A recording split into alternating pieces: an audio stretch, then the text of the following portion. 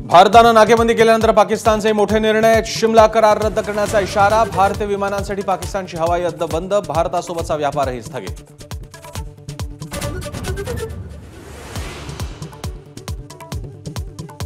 परराष्ट्र मंत्रालयाची विविध देशांच्या राजदूतांशी चर्चा सुरू, पहलगाम हल्ल्याबाबत अमेरिका, रशिया, चीन, इंग्लंड, कॅनडा, जर्मनीच्या राजदूतांसोबत बैठक.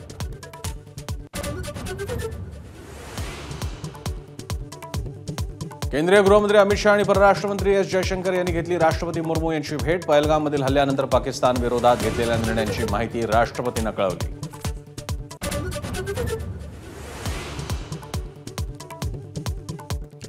दहशतवाद्यांना कल्पनेपलीकडे शिक्षा मिळेल, पंतप्रधान मोदींची गर्जना, दहशतवाद्यांची उरली सुरली जमीनही नष्ट करण्याची वेळ आल्याचा इशारा.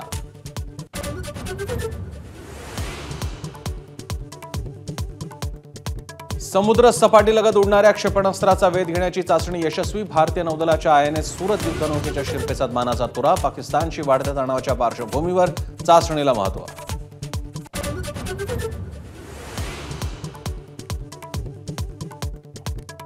आईने कव्हर केलं पण त्यांनी बाबाच्या पोटात गोळ्या घातल्या, डोंबिवलीतल्या दिवंगत अतुल मोनेंच्या मुलीने सांगितली पहलगाम हल्ल्याची हादरवणारी कहाणी.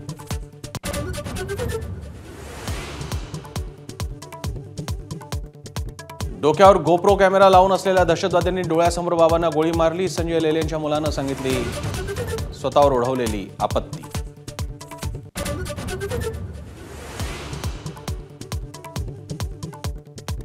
जीव वाचण्यासाठी आमच्या टिकल्या काढून फेकल्या, अल्लाहू अकबर म्हटलं तरी अतिरेक्यांनी गोळ्या घातल्या, कौस्तुभ गणगोटेंच्या पत्नींनी सांगितली ओढवलेली आपत्ती.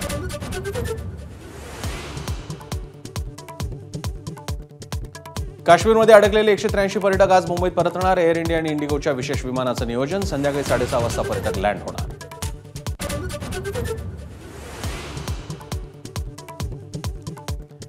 जे कधी विमानात बसले नाहीत त्यांना विमानात बसायची संधी मिळाली, पर्यटकांबद्दल बोलताना शिंदेच्या शिवसेनेचे खासदार नरेश म्हस्केंचं असंवेदनशील वक्तव्य, लोकांमध्ये संताप.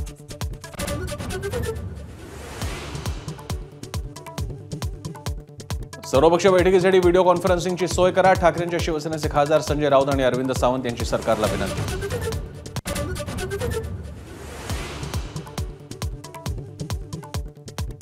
पाकिस्तानच्या उच्चायुक्तालयामध्ये केक कापून कसलं सेलिब्रेशन, कर्मचारी केक घेऊन जात असतानाचा व्हिडिओ झाला व्हायरल.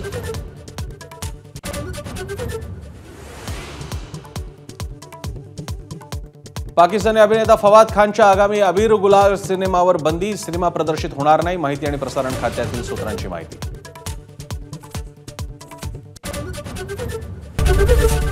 एबीपी माझा, उघडा डोळे बघा नीट.